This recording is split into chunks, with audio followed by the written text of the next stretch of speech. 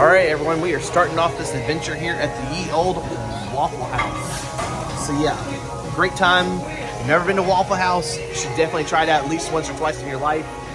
Today's adventure is we are going down to the Lost Sea. It is down in Sweetwater, Tennessee, and what it is, it's about, I forgot how much acreage it is, we'll find out later, but it is a massive lake that is underneath the surface of the earth. And we're going to hike around for a little bit, then we're going to go walk down into the actual caverns, and we're going to jump on a boat for a little while and do boat exploration. And while we're down there, we're also going to pick up some flooring for the rest of the truck too. So, yeah, we got a lot of stuff to do. Man, it's busy in here. Like, everyone is just moving constantly. So, yeah, good times. All right, guys, we'll check in a little bit later. All right, everyone, we are here at the Lost Sea in the parking lot and stuff. As you can see, it is pretty empty out here. But the main road is back here that you're going to turn on to. And you can see it kind of gets you right up here, this area. And from across the parking lot is where the visitor center is. So that's where we're going to head right now. Yeah, this is a better look at the front entrance and stuff for it. So tickets right down there. Yeah, here's some extra ancillary buildings, and there's a little water tower in the back. Guess you can host events here throughout the day. And here's the entrance of it. So time to head on in. It looks like that's actually the walkway straight down in that yellow cavern. And so here is inside the gift shop.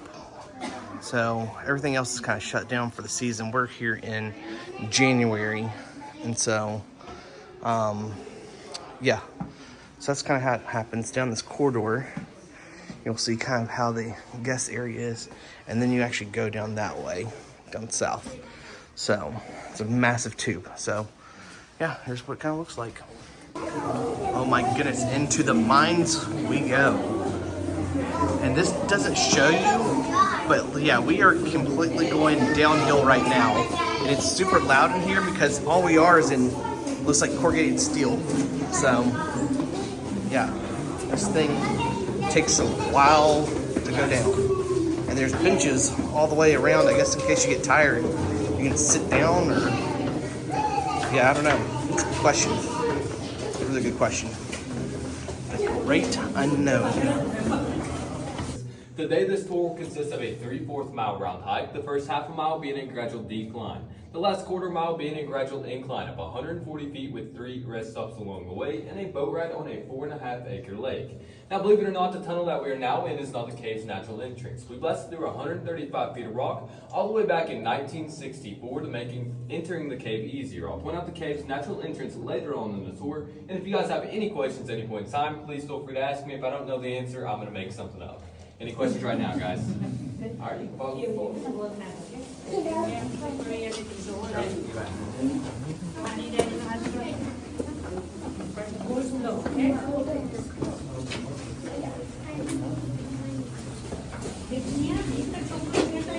Into the cave we go. It's dark in here, and you can tell instantly the noise difference change.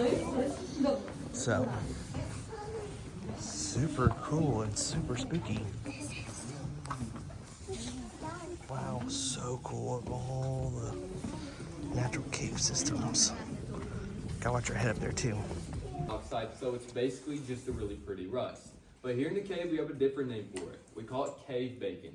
Because when the lights are hitting it, it looks like a big slice of bacon. Alright guys, that's all for this tour. Thank you all so much for coming. I'm just kidding, guys. We do have to walk right back across the bridge that we just came from. If you have to duck your head coming in, you more than likely have to duck it coming out, as the rock should not have moved. I hope. You guys can wrap around and take pictures of that, and whenever you guys get done, I'll go over. We're starting that gradual hike down, you can tell. Just keeps going down just a little bit further every single time, and I don't know if you can see this or not, but down there is where we're going to wind up being at. Alright guys, the second formation that you see over here is called the Villa Tiers. The things you see on the top are called stalactites, and the things you see on the bottom are called stalagmites. Now when they eventually grow together, they form a stalacto-stalagmite, also known as a column or a pillar. Now an easier way to describe were the first ones to discover this cave. We also believe that him and his tribe used to come down here and hold council meetings. Now in 1927, a group of teenagers were exploring this part. Yeah, this is actually the largest room that you actually get to go in. It seems from floor to ceiling about, I don't know, 50 feet, about 150 feet wide. But yeah, it's quite amazing how this kind of tunneled out. The only way this could happen is through major erosion underneath, such as a catastrophic event like a flood. It's the only way possibility could possibly happen.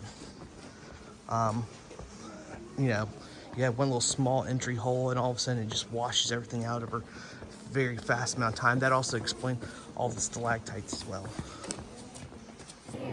All right, so we're like at the halfway point of the tour and stuff, and we're in this massive room.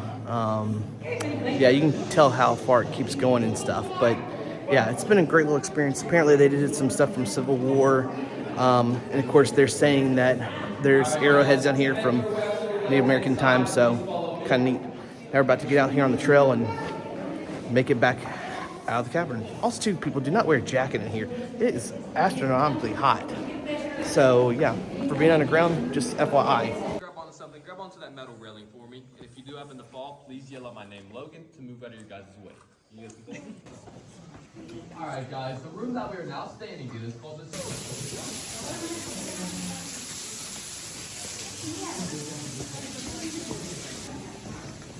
Back to moonshine again.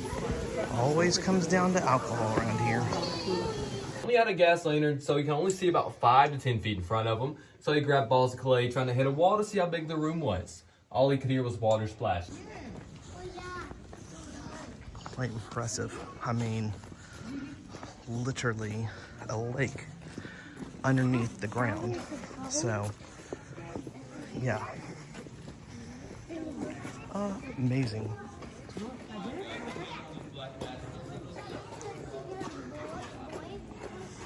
Yeah, he found it in a bicycle. It's crazy how cool. All right, everyone, we're about to board the boat. We actually already boarded. About to go out here on the Lost Sea. Alright guys, Check it out. If you have any questions, 5 feet up from the water surface. Now the water's depth varies. Think of it like a swimming pool. The further you go out, the deeper it is. Over there by the dock, it's about 10 to 15 feet down. In the middle, it's about 35 to 40. And at the very deepest point, it's going to be about 65 to 70 feet deep. Now the water is 98% pure, 2% mineral. Those minerals being magnesium and calcium.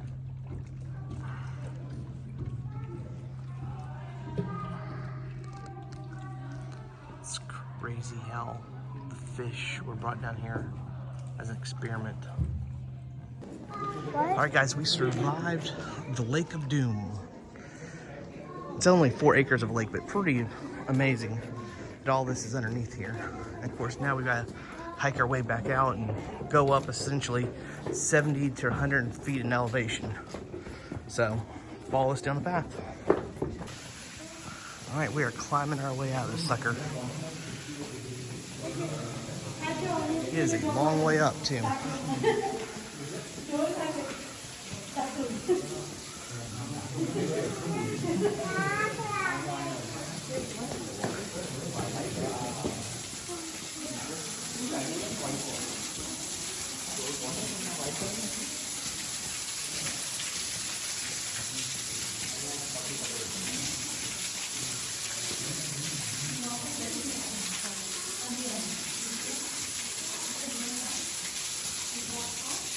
Ancient civilizations in Europe and Asia used to use it as a healing remedy. They used to put on their cuts, bruises, wounds, anything. You take like an old band-aid. Consider it's bacteria, I don't think it's such a good band-aid. So now we just pick up shapes. This one looks like a dragon.